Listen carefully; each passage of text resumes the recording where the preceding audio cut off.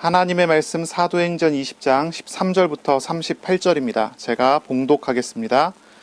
우리는 앞서 배를 타고 앗소에서 바울을 태우려고 그리로 가니 이는 바울이 걸어서 가고자 하여 그렇게 정하여 준 것이라. 바울이 앗소에서 우리를 만나니 우리가 배에 태우고 미둘레네로 가서 거기서 떠나 이튿날 기오 앞에 오고 그 이튿날 사모에 들르고 또 그 다음날 밀레도에 이르니라. 바울이 아시아에서 지체하지 않기 위하여 에베소를 지나 배 타고 가기로 작정하였으니 이는 될 수 있는 대로 오순절 안에 예루살렘에 이르려고 급히 가미러라. 바울이 밀레도에서 사람을 에베소로 보내어 교회 장로들을 청하니 오매 그들에게 말하되 아시아에 들어온 첫날부터 지금까지 내가 항상 여러분 가운데서 어떻게 행하였는지를 여러분도 아는 바니 곧 모든 겸손과 눈물이며 유대인의 간계로 말미암아 당한 시험을 참고 주를 섬긴 것과 유익한 것은 무엇이든지 공중 앞에서나 각 집에서나 거리낌이 없이 여러분에게 전하여 가르치고 유대인과 헬라인들에게 하나님께 대한 회개와 우리 주 예수 그리스도께 대한 믿음을 증언한 것이라. 보라, 이제 나는 성령에 매여 예루살렘으로 가는데 거기서 무슨 일을 당할는지 알지 못하노라. 오직 성령이 각 성에서 내게 증언하여 결박과 환난이 나를 기다린다 하시나 내가 달려갈 길과 주 예수께 받은 사명 곧 하나님의 은혜의 복음을 증언하는 일을 마치려 하면은 나의 생명조차 조금도 귀한 것으로 여기지 아니하노라. 보라, 내가 여러분 중에 왕래하며 하나님의 나라를 전파하였으나 이제는 여러분이 다 내 얼굴을 다시 보지 못할 줄 아노라. 그러므로 오늘 여러분에게 증언하거니와 모든 사람의 피에 대하여 내가 깨끗하니 이는 내가 꺼리지 않고 하나님의 뜻을 다 여러분에게 전하였습니다. 여러분은 자기를 위하여 또는 온 양떼를 위하여 삼가라. 성령이 그들 가운데 여러분을 감독자로 삼고 하나님이 자기 피로 사신 교회를 보살피게 하셨느니라. 내가 떠난 후에 사나운 이리가 여러분에게 들어와서 그 양떼를 아끼지 아니하며 또한 여러분 중에서도 제자들을 끌어 자기를 따르게 하려고 어그러진 말을 하는 사람들이 일어날 줄을 내가 아노라. 그러므로 여러분이 일깨어 내가 3년이나 밤낮 쉬지 않고 눈물로 각 사람을 훈계하던 것을 기억하라. 지금 내가 여러분을 주와 및 그 은혜의 말씀에 부탁하노니 그 말씀이 여러분을 능히 든든히 세우사 거룩하게 하심을 입은 모든 자 가운데 기업이 있게 하시리라. 내가 아무의 은이나 금이나 의복을 탐하지 아니하였고 여러분이 아는 바와 같이 이 손으로 나와 내 동행들이 쓰는 것을 충당하여 범사에 여러분에게 모본을 보여준 것 같이 수고하여 약한 사람들을 돕고 또 주 예수께서 친히 말씀하신 바 주는 것이 받는 것보다 복이 있다 하심을 기억하여야 할지니라. 이 말을 한 후 무릎을 꿇고 그 모든 사람과 함께 기도하니 다 크게 울며 바울의 목을 안고 입을 맞추고 다시 그 얼굴을 보지 못하리라 한 말로 말미암아 더욱 근심하고 배에까지 그를 전송하니라. 아멘. 오늘 말씀은 사도행전 20장 13절부터 38절입니다. 겸손히 주님을 섬기는 제자라는 제목으로 함께 하나님의 말씀을 나누겠습니다. 겸손히 주님을 섬기는 제자입니다. 이제 바울이 소아시아 지역을 떠나서 예루살렘으로 갈 이 과정이 이제 진행이 됩니다. 이 과정 속에서 바울은 이제 에베소의 교회 목사님들을 불러서 마지막 인사를 고별하는 설교를 하려고 작정을 했습니다. 바울이 마지막 인사, 어떻게 보면은 다시는 못 볼 사람들에게 하는 인사이기 때문에 유언과 같은 그런 인사를 하려고 마음을 먹은 것입니다. 그때 바울은 마지막 인사를 하기 전에 기도의 시간을 갖기로 했습니다. 그래서 바울이 떠나기 전에 홀로 기도의 시간을 갖는 것입니다. 드로아라는 지역에서 출발을 해요. 그리고 앗소라는 곳으로 거쳐서 가기로 했습니다. 바울은 배를 타고 앗소로 갈 수 있는 편한 길이 있는데 그 길을 가려고 하지 않고 걸어서 앗소까지 가기로 작정을 합니다. 그래서 다른 모든 일행들은 전부 배를 타고 앗소로 보내고 바울은 걸어서 이 앗소까지 가게 된 것입니다. 육로로 32km쯤 되는 거리인데요. 온종일 걸어서 가야 되는 그런 거리입니다. 바울은 혼자 있기를 원했고 기도하면서 걸어가야 할 그런 시간이 필요했기 때문에 육로로 가기로 그렇게 한 것입니다. 만약에 이제 아소로 가는 과정 속에 어디에 들리든지 누구를 만나든지 어떤 사역이 있었다고 한다면 혼자 가지 않고 다른 사역자들과 함께 길을 갔겠지요. 그런데 그렇게 하지 않고 다른 사역자들은 다 전부 배 태워서 보내고 홀로 아소로 걸어서 가기로 작정을 한 것입니다. 바울은 생각을 정리하고 하나님께 기도할 그런 시간이 필요했던 것 같아요. 바울은 언제나 하나님을 의지하고 하나님의 뜻을 찾았습니다. 스스로는 시험과 걱정과 문제들을 넘어설 수 없었기 때문에 언제나 주님을 의지하고자 하는 그런 시간, 그런 기도의 시간을 가지려고 한 것입니다. 중요한 일을 앞두고 이 바울은 하나님 앞에 기도하는 시간을 가진 것입니다. 그 길을 떠나면 다시 돌아오지 못할 것을 알았기 때문에, 그리고 그 길은 환난과 결박이 기다리고 있는 길이라는 것을 알았기 때문에 바울은 홀로 기도하기를 원했습니다. 기도를 하고 계십니까? 중요한 일을 앞두고 있다면 정말 기도해야 할 것입니다. 평상시에도 우리가 물론 기도해야 되고 중요한 일을 앞두고 있다면 더 기도해야 될 것입니다. 우리는 기도하는 시간이 필요합니다. 하나님을 찾고 하나님께 물어보고 말씀으로 하나님의 뜻을 알아가고 하나님께 나 자신을 맡기는 시간이 우리에게 필요합니다. 신앙생활이라는 것이 하나님을 믿고 하나님을 의지하는 생활이 신앙생활이죠. 기도함으로 우리 자신을 하나님께 맡기고 하나님을 의지하는 삶으로 나아가야 합니다. 그것이 우리가 온전히 인도받는 그런 방법이라고 할 수가 있겠습니다. 중요한 일을 앞두고 기도하지 않는 것은 그 일을 내가 하려고 하는 그런 마음이 아니겠습니까? 그런데 중요한 일을 앞두고 정말로 기도한다는 것은 하나님께 주권이 있다는 사실을 인정하고 하나님께 순종하겠다고 하는 그런 마음이고 그런 고백이 되는 것입니다. 그래서 우리가 진짜 기도하는 시간이 우리에게 필요하고 진짜 기도하는 날이 우리에게 필요합니다. 중요한 일을 앞두고 우리가 기도할 수 있습니다. 그러나 평상시에도 우리가 하나님 앞에 기도해야 합니다. 우리의 하루하루의 생활이 언제나 반복되는 생활처럼 보이지만 그렇지가 않습니다.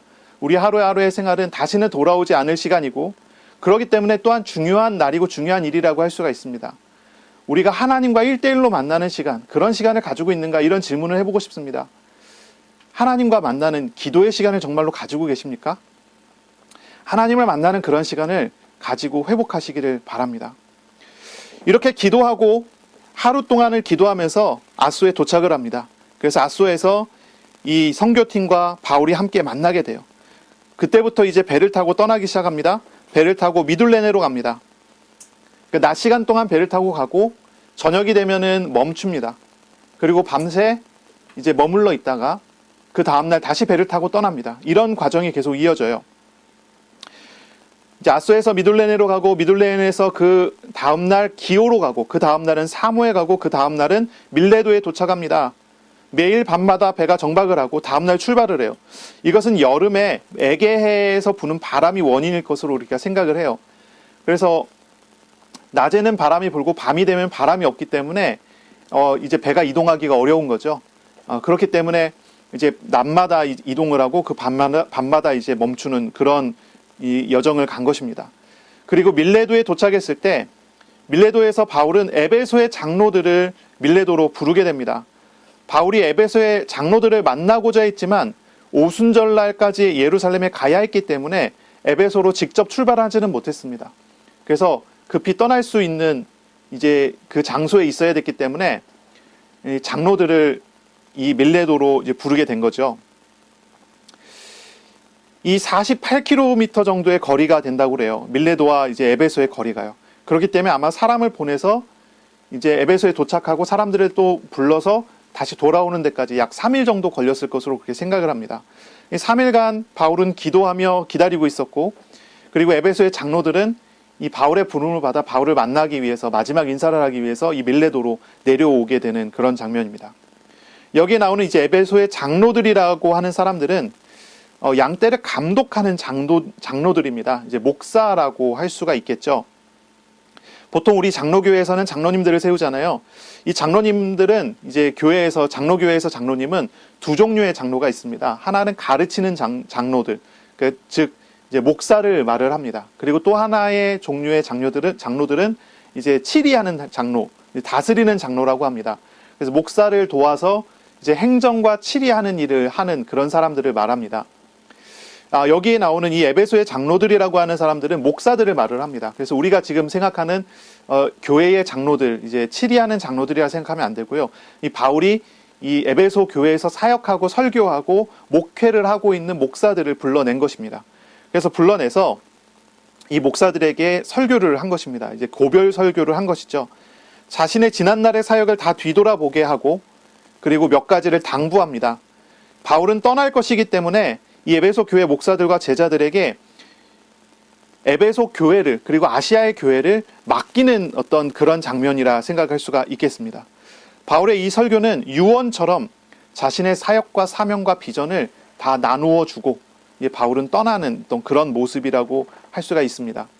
어떤 이제 주석가들은 이 모습을 보고 예수님께서 최후의 만찬 자리에서 제자들에게 유언하듯이 말씀하셨던 그 내용과 비교해 갖고 생각을 하기도 합니다. 이제 그 정도로 바울이 가지고 있는 어떤 전하는 메시지의 어떤 중요성에 대한 이야기가 되는 거죠.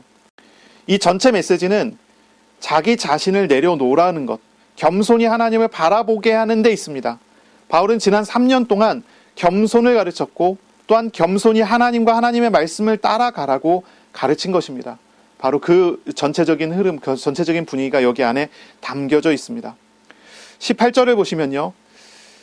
이제 에베소 장로들에게 말합니다. 그들에게 말하며 아시아에 들어온 첫날부터 지금까지 내가 항상 여러분 가운데서 어떻게 행하였는지를 여러분도 아는 바니라고 했습니다. 여기서 행하다라는 말이 나오는데요.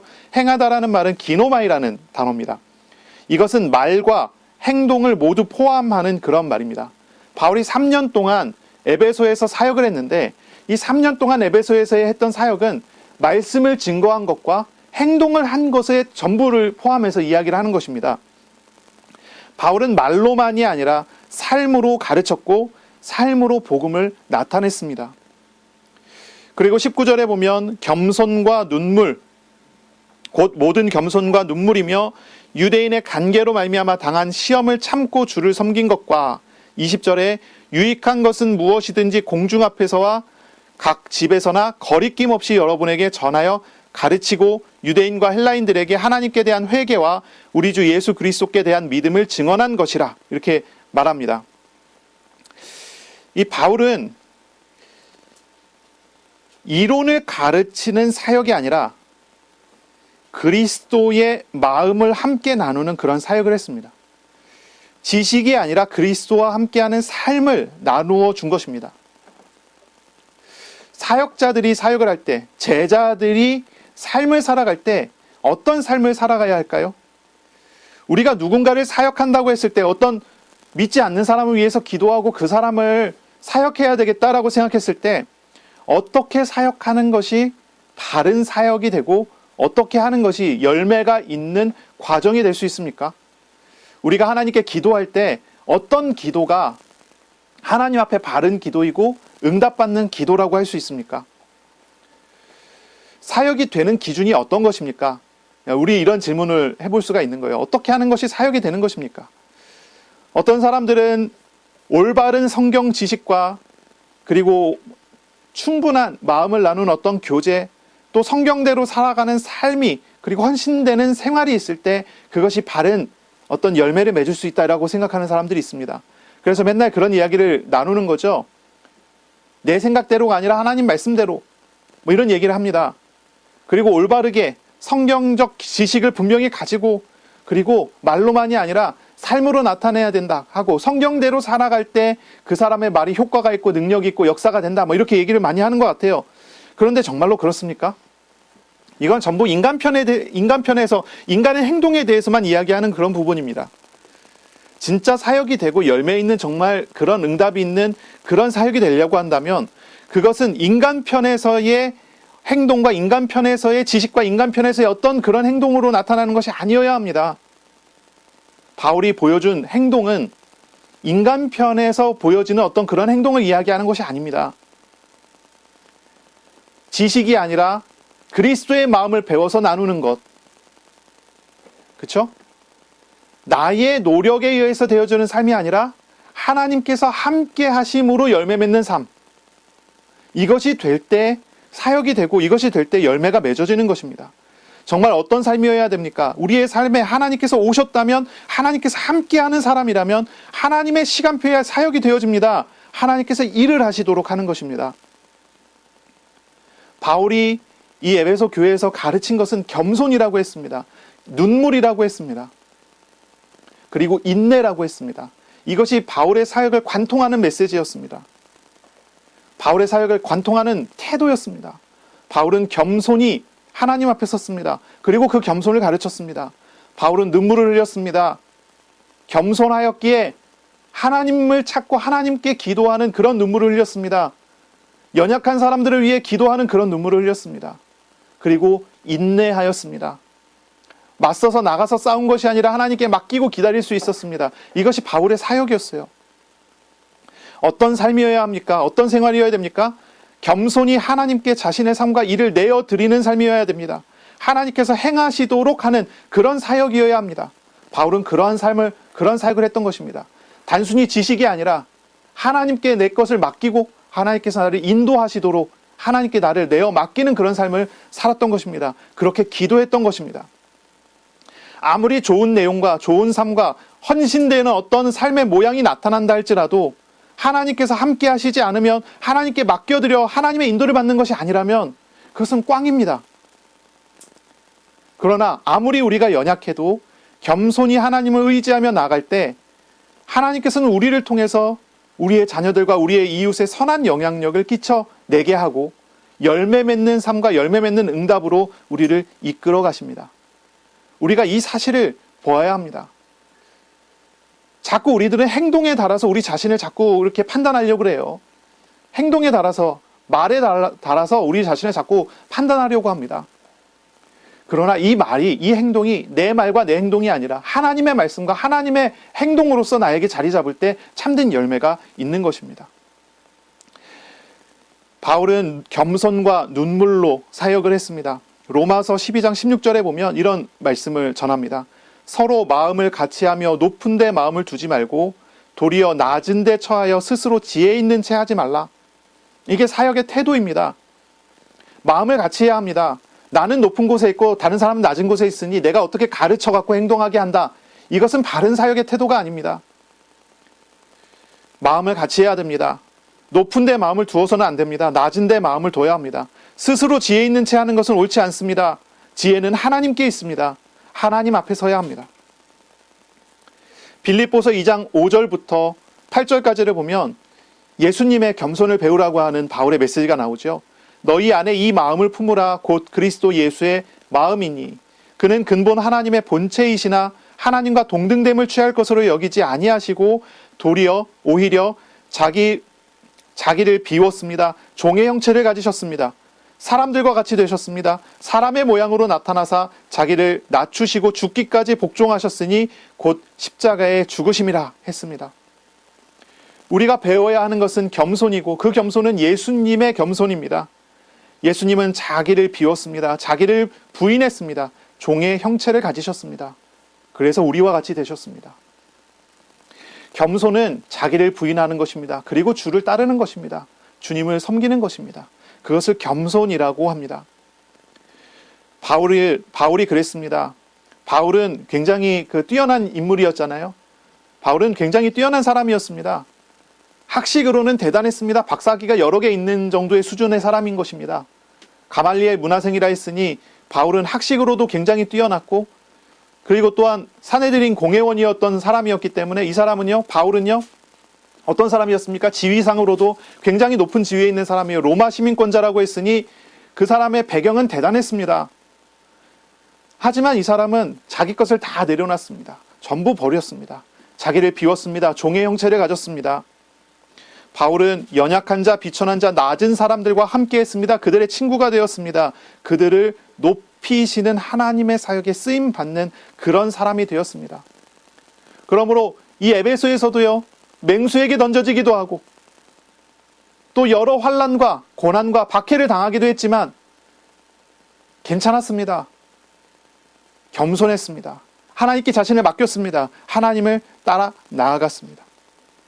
바울은 예수님처럼 겸손히 눈물로 비천한 성도들을 위해 울었습니다. 교만한 사람들은요, 판단하고 비평합니다. 누가 잘 된다, 잘 안 된다 하는 걸 보고 잘 되는 이유에 대해서 이야기하고 잘못되는 이유에 대해서 이야기를 합니다. 판단하고 비판하는 거죠. 하지만 겸손한 사람은 어떻습니까? 주님은요, 낮은 자를 보시고 함께 울어주셨습니다. 낮은 자를 높이시기 위해서 희생하셨습니다. 주님을 따라가는 그런 삶을 바울은 살았습니다. 그러므로 낮은 사람을 보고 비판하고 그에게 답을 주는 것이 아니라 그와 함께 울고 그와 함께 기도하고 그를 높이시는 하나님의 사역에 함께하는 그런 사람이 되었습니다. 주님처럼 바울은 시험을 당했지만 시험 중에 겸손히 주님을, 하나님을 섬기는 사람이 됐습니다. 주님의 겸손의 마음을 배우시기를 바랍니다. 낮은 우리를 위해서 낮아지신 주님의 눈물과 희생을 묵상하셔요. 그리고 하나님께서 붙이신 이웃을 위해 겸손히 기도하고 그들과 함께 울고 그들과 함께 웃고 함께 걸어가시기를 바랍니다. 이것이 우리가 주님과 함께하는 삶이 되는 것입니다. 우리가 주님을 배우는 것입니다. 주님의 마음에 동참되는 것이고 주님의 사역을 따르는 것입니다. 바울이 3년간 했었던 에베소의 사역은 바로 이러한 과정이었습니다. 자기 자신을 내세우지 않고 겸손히 주님의 말씀을 따라갑니다. 함께 눈물로 기도합니다. 그리고 인내하며 모든 싸움을 하나님께 맡기고 하나님의 인도하심을 받아갑니다. 그것이 바울의 생활이었습니다. 20절에 보면요, 바울은 이렇게 말합니다. 유익한 것은 무엇이든지 공중 앞에서나 각 집에서나 거리낌이 없이 여러분에게 전하여 가르쳤다라고 합니다. 거리낌이 없이 말씀을 증거했다고 합니다. 바울은 겸손히 하나님의 말씀을 하나님의 뜻대로 증거했습니다. 이 거리낌이 없다라고 하는 말은 가리지 않았다라고 하는 것입니다. 사람들이 듣기 좋아하는 말뿐만이 아니라 사람들이 듣기 싫어하는 말까지 계속 증거했습니다. 장소를 가리지 않았습니다. 때를 가리지 않았습니다. 하나님께서 증거하시고자 했었던 바로 그때 그렇게 말씀을 증거합니다. 사람이 듣고자 하는 필요한 메시지를 들려준 것이 아닙니다. 또한 사역자의 욕심에 따라서 사람들에게 어떤 메시지를 증거한 것이 아닙니다. 하나님의 말씀을 하나님께서 주시는 그대로 가르쳤습니다. 이것이 거리낌이 없다고 하는 그런 표시입니다. 그런 내용입니다. 성경을 그대로 가르쳤다는 거죠. 우리 개혁교회 장로교회의 전통은 강해 설교를 하는 것입니다. 강해 설교는 성경 말씀을 순서대로 차례대로 증거하는 것입니다. 강해 설교는 하나님의 말씀을 그대로 증거하기 위한 설교입니다. 사람들이 듣기 좋아하는 것만을 증거하는 것이 아닙니다. 또 말하고 싶은 것을 말하기 위해서 성경을 골라서 설교하는 것이 아닙니다.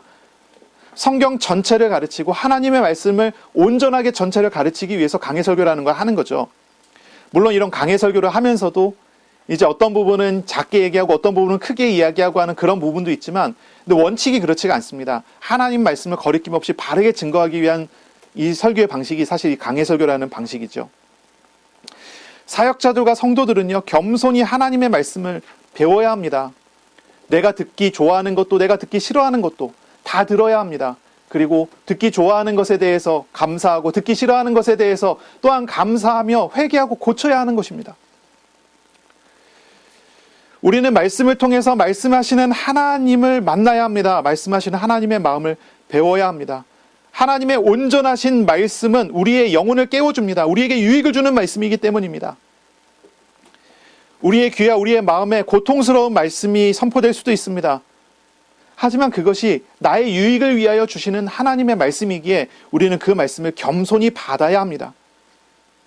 말씀을 통해서 하나님은 죄와 우상을 미워하는 하나님의 진노에 대해서 말씀하십니다. 죄와 우상을 진노로 대하시는 하나님을 우리는 알아야 합니다.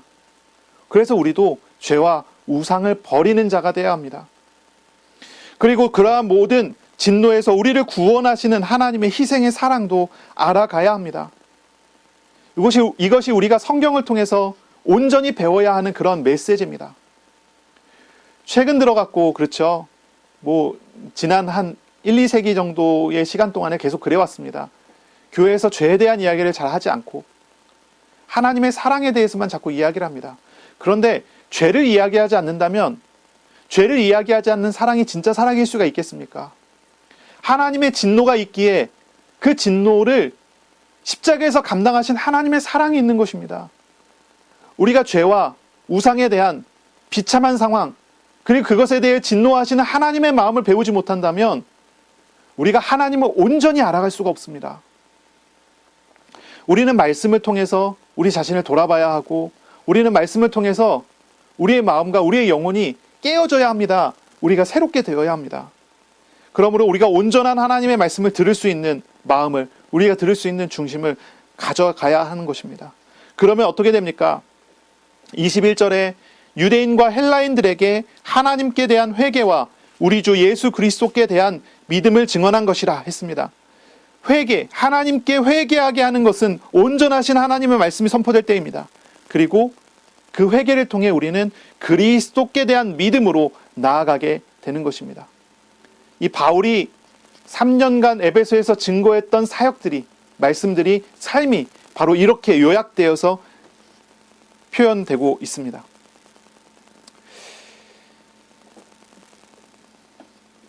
이제 바울은요, 23절부터 자신이 나아갈 길에 대한 설명을 하기 시작합니다. 오직 성령이 각 성에서 내게 증언하여 결박과 환난이 나를 기다린다 하시나, 이렇게 이야기합니다. 22절에도 이렇게 22절부터죠. 보라, 이제 나는 성령에 매여 예루살렘으로 가는데 거기서 무슨 일을 당할는지 알지 못하노라. 바울은 이제 예루살렘으로 가야 합니다. 바울이 예루살렘으로 이제 가야 돼요. 그런데 그 길에 환난이 기다리고 있고 결박이 기다리고 있습니다. 예루살렘으로 가는 것은 성령에 매여서 가는 것입니다. 하나님께서 가게 하시기에 가는 것입니다. 그리고 갔을 때 거기에서는 환난이 기다리기도 합니다. 결박이 기다린다고 합니다. 확실합니다. 하나님께서 말씀하셨기 때문에 확실하고, 또 하나님께서 인도하시기에 가야 합니다. 하지만 이 바울은요, 24절에 이런 이야기를 합니다. 내가 달려갈 길과 주 예수께 받은 사명, 곧 하나님의 은혜의 복음을 증언하는 일을 마치려 하면은 나의 생명조차 조금도 귀한 것으로 여기지 아니하노라. 바울은 자신의 사명에 대해서 이야기를 합니다. 자신의 사명에 대해서 표현을 합니다. 하나님의 은혜의 복음을 증거하는 일, 그것을 위해서 자신은 가야 한다라고 이야기를 합니다. 그냥 복음이 아니죠. 은혜의 복음입니다. 은혜의 복음이라는 이야기는 무엇입니까? 내 것이 아니라는 것입니다. 하나님께서 선물로 주신 그것을 증거하는 것입니다. 은혜라고 하는 말을 사용할 때는 언제나 우리의 노력이 아니라고 하는 그런 표현이라고 생각하시면 됩니다. 우리의 어떤 행동에 대한 대가로 받은 것이 아니라는 것입니다. 바울은 은혜의 복음을 증거하는 일을 해야 됩니다. 그 일을 위해서 생명을 걸고 가야 합니다. 25절입니다. 보라, 내가 여러분 중에 왕래하며 하나님의 나라를 전파하였으나 이제는 여러분이 다 내 얼굴을 다시 보지 못할 줄 아노라. 26절 27절 보면요, 이제 그러므로 오늘 여러분에게 증언하거니와 모든 사람의 피에 대하여 내가 깨끗하니 이는 내가 꺼리지 않고 하나님의 뜻을 다 여러분에게 전하였습니다. 바울이 하는 것은 은혜의 복음을 증언하는 일입니다. 그것을 위해서 가야 합니다. 그리고 그 일은 지금까지 에베소에서 했던 사역입니다. 하나님의 나라, 하나님의 나라를 계속 전파했습니다. 바로 그 하나님 나라를 전파하기 위해서 바울은 떠나야 합니다.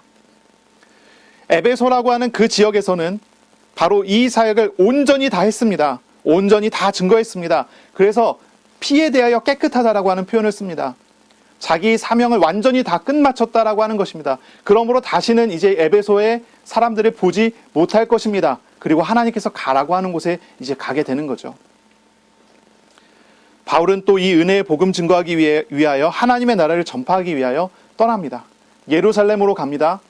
거기서 환난과 결박을 당하지만 결국 로마까지 가게 될 것입니다. 로마도 보아야 하리라, 이런 말을 했죠. 로마를 본 다음에 바울은 이제 서바나로, 땅끝으로 향해서 가게 됩니다. 이 유언으로 이제 증거하는 고별 설교다라는 그런 의미로 우리가 이것을 읽을 수가 있겠습니다. 이 바울의 관심은요, 오직 하나님의 말씀에 있었죠. 하나님께서 주신 사명에 있었어요. 바울은 어떤 육신적인 것을 얻는 것에 관심이 별로 없었습니다. 그는 겸손히 하나님의 나라의 통치하심을 따르는 삶을 살아갑니다. 바울은 영원한 하나님을 얻고 경험하고 누리는 삶을 살아가는 그런 삶으로 나아갑니다. 바울은 그러기에 겸손한 태도로 자신의 사명을 다하기까지 자신은 달려가야 한다고 말을 하는 것입니다. 바울이 에베소에서 행한 사명은 무엇이었습니까? 그것은 하나님의 은혜의 복음을 증거한 것입니다. 하나님의 나라를 전파한 것입니다. 그리고 이 바울은 이제 이 에베소를 떠나서 로마와 서바나까지 이 은혜의 복음의 사역을 위해서 달려가야 한다는 그런 말을 하는 것입니다. 그곳에 환란이 있어도 괜찮고 그곳에 결박이 있어도 괜찮습니다.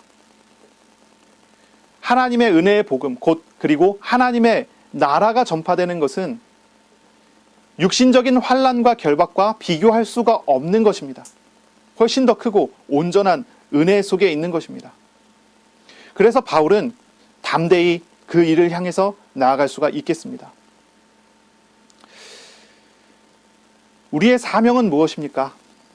바울의 사명은 은혜의 복음을 증거하는 거라고 했고요. 하나님의 나라를 전파하는 것이라 했습니다. 우리의 사명은 무엇입니까? 사명 그러면 사람들이 자꾸 이제 육신적인 것을 떠올리기도 합니다. 나의 사명은 의사가 돼서 사람들을 도와주고 고치는 것이다. 이렇게 생각하고요. 나의 사명은 학자가 돼갖고 사람들을 가르쳐서 깨우치게 하는 것이다. 이렇게 얘기하고요. 어떤 사람은 나는 목사가 돼서 사람들을 전도하고 사람들을 목회해서 하나님께 영광된 삶을 살도록 돕는 것이다. 이렇게 얘기를 합니다. 사명 그러면 어떤 직업과 관련돼서 자꾸 생각을 해요. 근데 이 사명이라고 하는 말은 그것보다 훨씬 확장해야 됩니다. 훨씬 확장해서 봐야 합니다. 우리에 있어서 정말 사명은 무엇입니까? 하나님의 뜻대로 사는 것이 우리의 사명이라고 할 수 있습니다. 매일매일의 삶에서 하나님의 뜻대로 사라지는 것, 이것이 우리의 사명입니다. 평생을 두고 하나님께서 나에게 주시고자 작정하신 그 응답을 따라 나아가는 것이 우리의 사명이 될 것입니다. 단순히 직업에 관련된 그런 이야기가 아니라 그것보다 훨씬 더 큰 이야기죠. 매일매일을 살아가면서 영혼을 얻어가야 합니다. 그것이 우리가 가져야 하는 사명입니다. 광야에서 살았던 이스라엘의 사명은 무엇이었을까요? 광야에 살았던 이스라엘 사람들의 사명이 무엇입니까? 그들의 사명은 하나님과 동행하는 것입니다. 만나를 먹으며 하나님과 함께함을 누리고 생수를 마시면서 하나님께서 나를 도우시는 것에 감사하고 주님과 동행하는 삶을 살아가는 것이 그들의 사명이었습니다. 광야에서 무슨 업적을 이룰 게 있습니까? 어떤 직업을 가지고 어떤 성취를 이룰 게 있습니까? 아니면 광야에서 무슨 농사를 짓고서 열매를 얻어야 되는 그런 일들이 있습니까? 그런 것이 아닙니다. 광야 이스라엘에게 있어서의 사명은 하나님과 함께하고 하나님을 기뻐하는 것이 그들의 사명이었습니다. 그런데 어떤 사람들은 그 사명을 따라서 하나님을 기뻐하고 하나님 안에서 살아갔지만 어떤 사람들은 하나님을 모르고 불평과 불만을 표출하고 살다가 그렇게 죽기도 합니다. 매일을 살아가면서 이 땅에서 영혼을 얻어가는 사람이 있습니다. 그것이 그 사람이 참된 사명을 이루는 삶을 살아가는 그런 사람입니다. 그런데 반대로 매일매일 없어질 것을 위해서 살아가는 그런 사람도 있습니다. 고난을 당하며 살아가지만 영원하신 하나님과 동행할 수도 있습니다. 하지만 반대로 겉으로는 형통해 보이지만 속으로는 얽매여서 노예처럼 살아가는 그런 사람도 있습니다. 바울이 고난의 길을 가는 것처럼 보이지요? 그렇게 생각해보면 대단해 보입니다. 그런데 하나님과 동행하며 늘 생수를 공급받는 사람, 하나님 품 안에서 안식한다면 이런 걸음은 대단한 것이 아니라 어쩌면 당연한 걸음일 수 있습니다. 바울이 대단한 사람이었기 때문에 그런 사명의 길을 가게 된 것이 아닙니다. 바울과 함께 하시는 하나님으로부터 오는 생수를 공급받고 영혼을 맨날 먹으면서 살아가는 그런 사람이었기 때문에 이런 과정을 갈 수가 있는 것입니다. 하나님의 은혜의 복음을 증거하는 일, 하나님의 나라를 선포하는 일을 바울은 했습니다.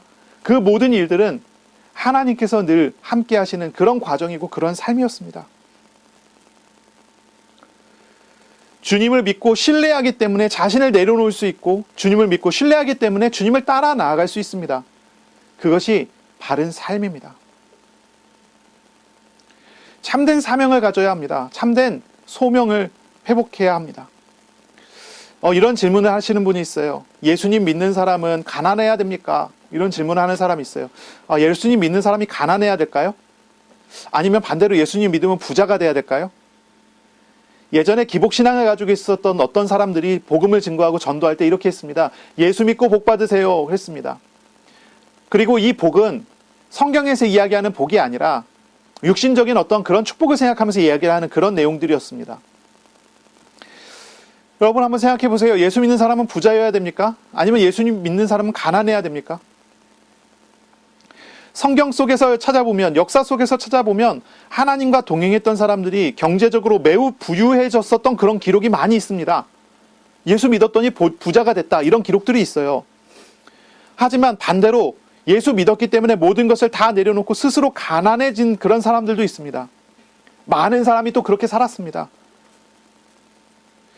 어떤 것이 예수 믿은 결과일까요? 사실 이거 질문 자체가 잘못된 질문이죠. 예수님 믿는 것이 부자가 되는 것이나 가난해지는 것이나 예수님 믿는 것과 그거는 별 사실 상관이 없습니다. 중요한 것은 무엇이냐면 예수님을 믿고 하나님의 인도하심을 따라 살아가는 사람이 돼야 된다는 것입니다. 그러면 그 사람이 부자가 되든 가난해지든 별로 상관이 없습니다.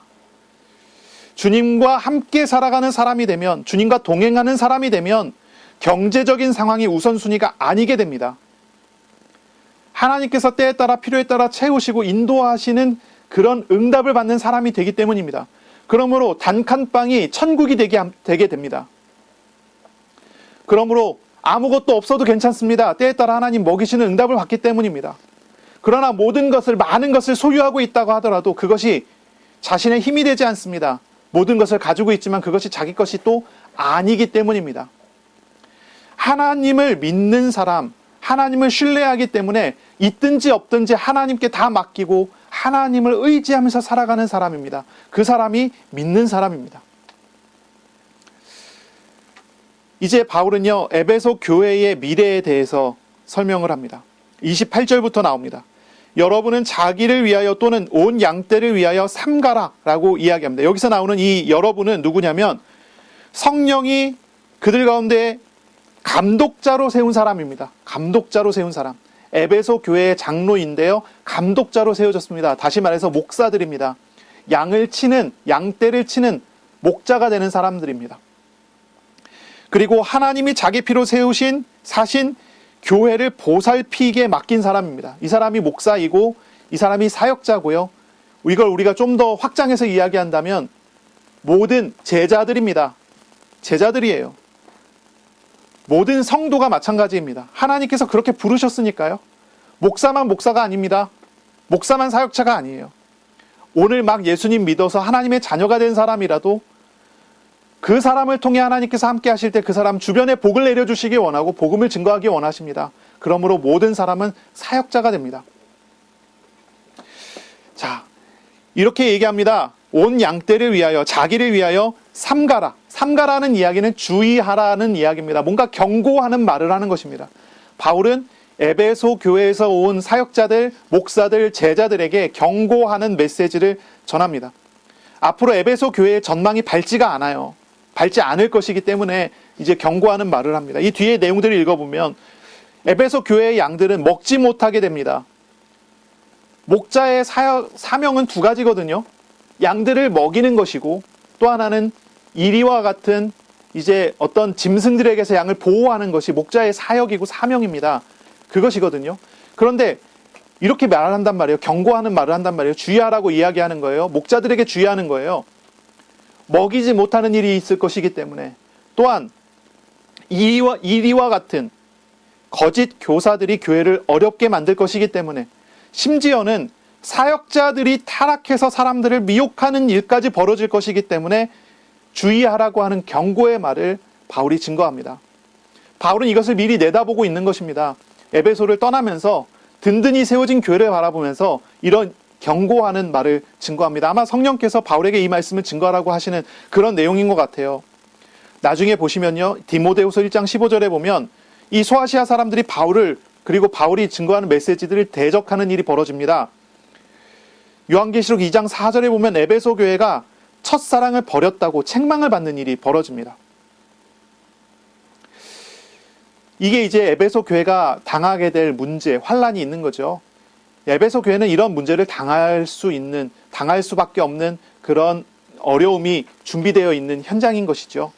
그래서 양들은 하나님의 말씀을 배불리 먹어갖고 건강해져야 되는데 양들은 하나님의 말씀을 제대로 먹지를 못하게 돼버리고, 그래서 바울을 배척하고 바울이 증거한 이 복음들을 이제 배척하기 시작하는 일들이 벌어지고요.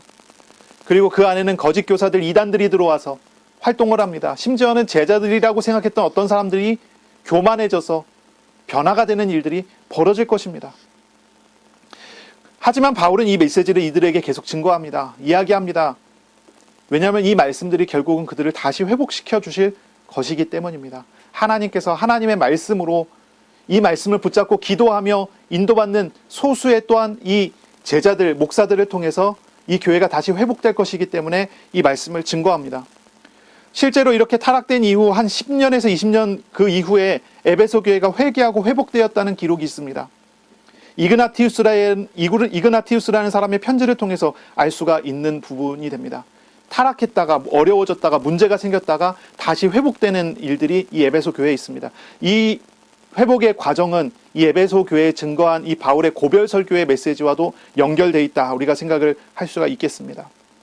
타락과 교만의 어려운 과정을 겪어가면서 바울이 가르친 대로 이단을 주의하고 진리의 말씀을 가르치고 이웃을 섬김을 통해서 이 교회가 다시 극복해 나갔을 것으로 우리는 생각할 수가 있습니다.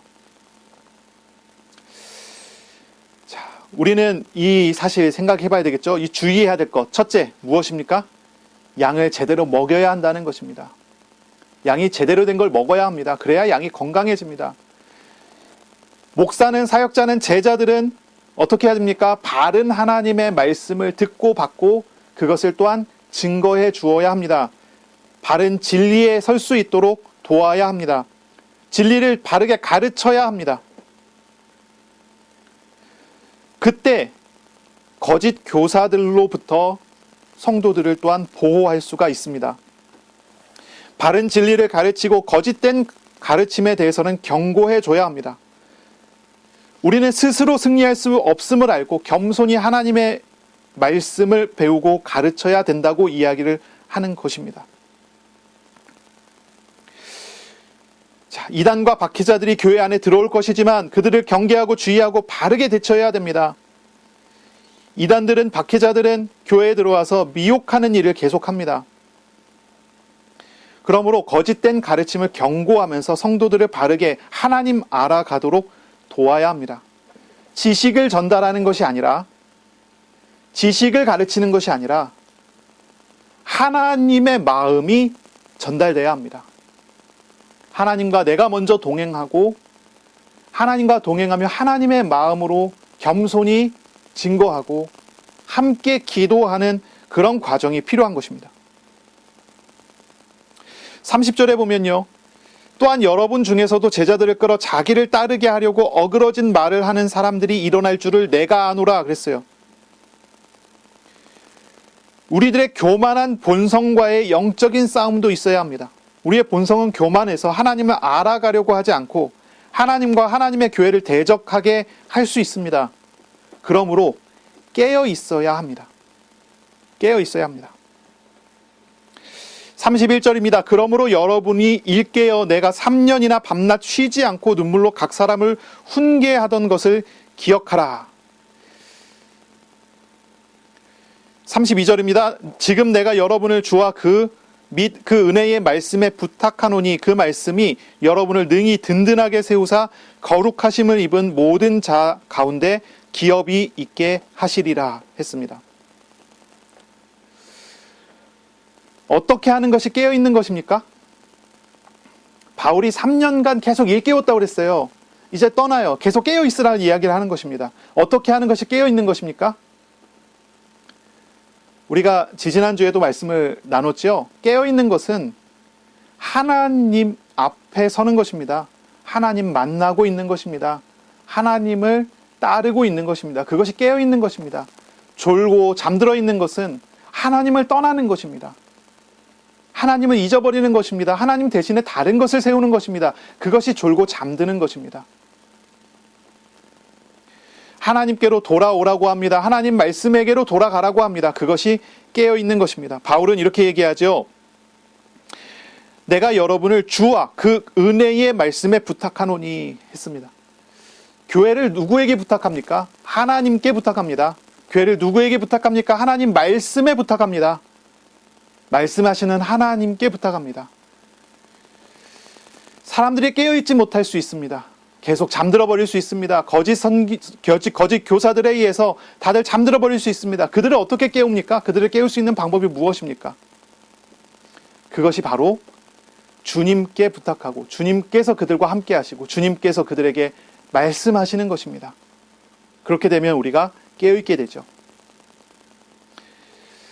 영혼이 존다는 것은, 잠든다는 것은 하나님과 소통되지 않고 있는 상태를 말하는 것입니다. 깨어있으라는 것은 하나님과 소통되는 상태를 이야기하는 것입니다. 우리는 언제나 육신이 약해서 졸게 되고 잠들게 됩니다. 이럴 때 이단의 유혹과 교만의 유혹은 우리를 넘어뜨리게 되죠. 주님께로 말씀으로 우리가 돌아가야 합니다. 예배를 통해서, 말씀을 통해서 우리를 부르시는 하나님께로 나아가야 합니다. 지난주에 말씀이 선포됐어요. 누구든지 목마르거든 예수께로 와서 마시라고 했습니다. 하나님의 부름을 듣는 사람은 하나님 앞에 무릎 꿇고 은혜를 구하시기 바랍니다. 하나님의 임재를 구하시고 우리의 구원자이신, 우리를 잘 아시는 주인 되신 하나님께, 예수께 무릎을 꿇으세요. 주님께로 나아가세요. 그것이 잠에서 깨는 과정입니다. 잠에서 깨는 것입니다. 주님께서 나에게 말씀하심을 알고, 주님께서 나를 붙드심을 알고 주님 앞에 겸손히 무릎 꿇는 것, 이것이 깨어 있는 것입니다. 깨어나는 것입니다. 우리에게도 그러한 어떤 어려움이 있을 수 있습니다. 우리가 주의해야 되는 상황이 있을 수 있습니다. 우리는 계속 길을 가다가, 삶을 살아가다가 자꾸 넘어지게 되잖아요. 자꾸 넘어집니다. 사람의 유혹에 넘어지고 사탄의 유혹에 넘어집니다. 우리의 상처가 건드림 받으면 지금까지 우리가 받아왔던 은혜들은 어디론가 다 날아가 버리고 우리 안에 하나님과 소통이 끊어지고 잠들어 버립니다. 졸아버리고 잠들어 버립니다. 우리가 주의해야 될 것이 있습니다. 어떻게 해야 됩니까? 하나님의 말씀을 들어야 됩니다. 하나님 말씀을 부지런히 먹어야 합니다. 그리고 하나님 앞에 겸손히 무릎을 꿇어야 합니다. 하나님과 동행하는 제자는 주님의 겸손을 배워야 합니다. 주님의 겸손을 배우는 것은 어떤 것을 얻기 위해서가 아닙니다. 나누고 섬기기 위해서 배워야 합니다. 높아지기 위한 기도가 아니라 낮아지기 위한 기도가 돼야 되고, 어려운 사람들, 연약한 사람들의 친구가 되기 위한 그런 기도가 돼야 됩니다.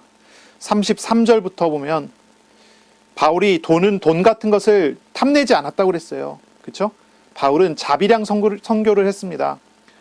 다른 사람들의 폐를 끼치지 않고 스스로 일을 해서 돈을 벌고 그렇게 해서 사역을 했다고 했어요. 그것이 자비량 선교입니다. 35절에 수고하여 약한 사람들을 도왔다고 했어요. 이제 바울은 자비량 선교를 했죠. 하지만 바울을 제외한 나머지 다른 사도들은 자비량 선교하지 않았습니다. 그들은요, 교회가 그들의 생계를 책임져 줬습니다. 그리고 사도들은 말씀과 기도에 전무했죠. 바울과 같이 순회 전도 사역을 한다면 어쩔 수 없이 자비량 선교가 될 수밖에 없는 상황이 있게 됩니다. 바울은 선교지의 상황의 환경에 맞춰서 자비량 선교를 할 수밖에 없었어요. 하지만 다른 사도들은 목회를 했기 때문에 그런 상황이 아닙니다. 기도와 말씀에 전부하기 위해서 그것이 훨씬 유익하기 때문에 교회가 그들의 생계를 책임져 줬습니다. 뭐 어떤 상황이든지 어떤 사역이든지 하나님의 부르심에 맞게 하면 됩니다. 중요한 것은 무엇이냐면 육신적인 것을 얻기 위한 삶을 살지 말라고 하는 것입니다. 영육간에 섬기기 위한 삶을 살아야 된다는 것입니다. 그걸 이야기하는 거예요. 그걸 말하는 것입니다. 바울이 돈을 탐내지 않았다는 것은 얻기 위한 사역을 하지 않았다는 그런 표시입니다. 바울은 베풀기 위한 사역을 했고 베풀기 위한 헌신을 했습니다. 그것이 바울의 삶이었습니다. 우리가 삶을 살아갈 때 우리가 정말로 해야 되는 태도는, 가져야 되는 태도는 그렇습니다. 뭔가를 내가 소유하고 얻기 위한 그런 태도를 가져서는 안 됩니다. 오히려 더 베풀고 나누기 위한 그런 태도를 가져야 합니다. 그때 하나님은 우리의 곳간을 넉넉히 채워주십니다.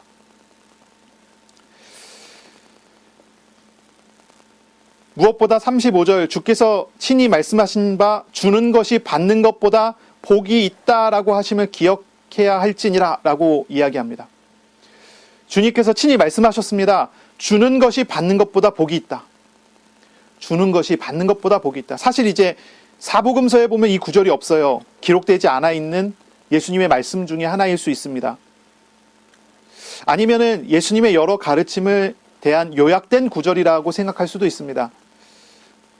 확실히 우리가 알 수는 없지만 예수님의 분명한 메시지는 있습니다. 받는 것보다 주는 자가 되라는 메시지입니다.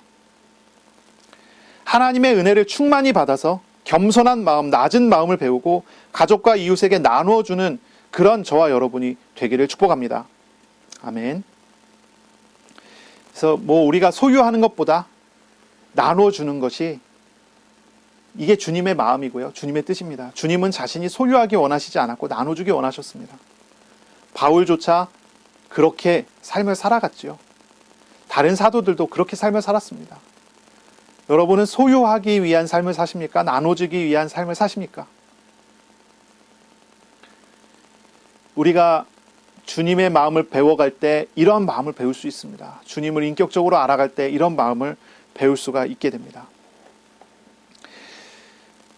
나누어주는 삶, 작은 실천을 시작하시기 바랍니다. 어떻게 시작할까요? 우리의 이웃을 위해, 우리의 가족을 위해, 우리 주변의 연약한 사람들을 위해 기도하는 것, 이것이 우리가 하는 나누어주는 작은 실천입니다. 우리의 시간을 내어 이웃을 위해서 기도하고 또한 이웃을 위해서 기부하는 것입니다. 또한 이웃을 위해 기도하며 기부하며 복음을 증거하는 것, 이웃에게 성경이나 전도지를 나눠주는 것, 다른 여러 필요를 채워주는 것, 이 모두가 다 우리가 나누는 내용이라고 할 수 있습니다. 그 외에도 여러 가지 있을 수 있겠죠. 사람마다 자기의 재능을 조금씩 기부할 수도 있을 것이고 어떤 나눠줌의 어떤 내용들이 있을 수 있습니다. 기도하면서 우리에게 주어진 가족, 이웃을 위해 작은 실천을 도전하는 그런 주간이 되시기를 축복합니다. 마음의 작은 결심을 조금 해보세요. 이번 주에 내가 나눠주기 위해서 이것을 한번 해보겠다. 내가 얼마를 기부하겠다라든지 내가 누구를 위해서 기도하는 시간은 적어도 이번 주에 일주일에 3번은 하겠다라든지 작은 실천을 한번 결단해보세요. 그리고 도전해보세요. 36절에 보니까요. 이 말을 한 뒤에 바울은 무릎을 꿇고 모든 사람과 함께 기도합니다. 바울은 그의 행동에서 그의 겸손을 보여줍니다. 무릎을 꿇어요. 그리고 하나님께 그들을 맡깁니다. 그들을 맡기는 기도를 합니다. 무릎을 꿇는다라고 하는 이런 표현, 이거 우리가 잘 이해할 수 있죠. 다 알 수 있죠. 나는 아주 낮은 사람입니다라는 그런 표현이에요. 하나님 앞에서 아주 낮은 모습을 취합니다. 바울은 에베소에서 3년간 겸손을 가르쳤고 눈물을 가르쳤습니다. 인내를 가르쳤습니다. 그리고 마지막에도 그는 겸손하게 무릎을 꿇습니다.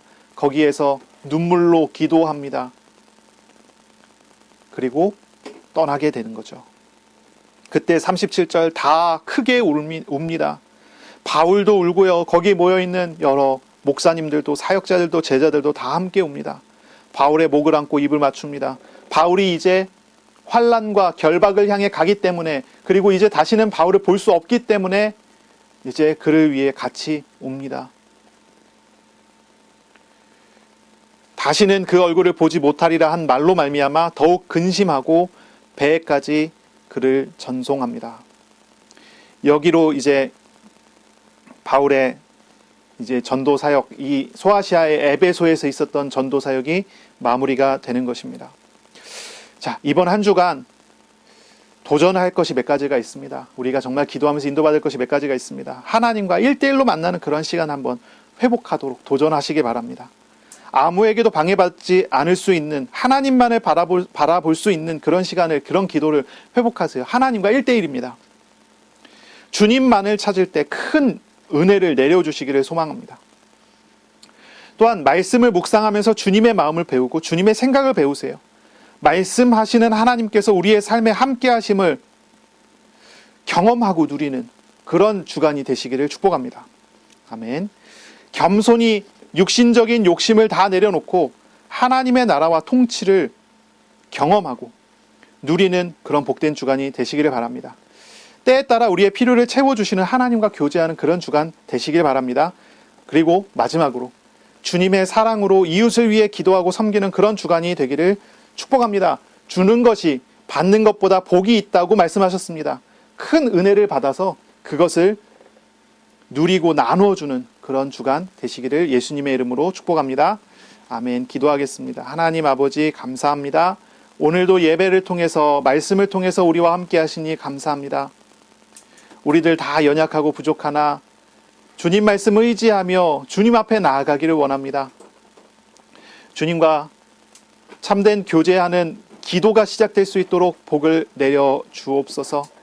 하나님의 말씀을 따라 하나님의 마음을 배우고 하나님의 생각을 배우고 주님 앞에 겸손히 무릎 꿇고 눈물로 기도하는 우리 성도들 다 될 수 있도록 은혜 내려 주옵소서. 또한 이웃을 위해, 가족을 위해, 교회를 위해 기도하고 섬기는 주간 되게 복 내려 주옵소서. 감사하며 예수님의 이름으로 기도합니다. 아멘. 우리 구주 예수 그리스도의 은혜와 하나님의 사랑하심과 성령님의 교통하심이 이제로 영원까지 항상 함께 있을지어다. 아멘.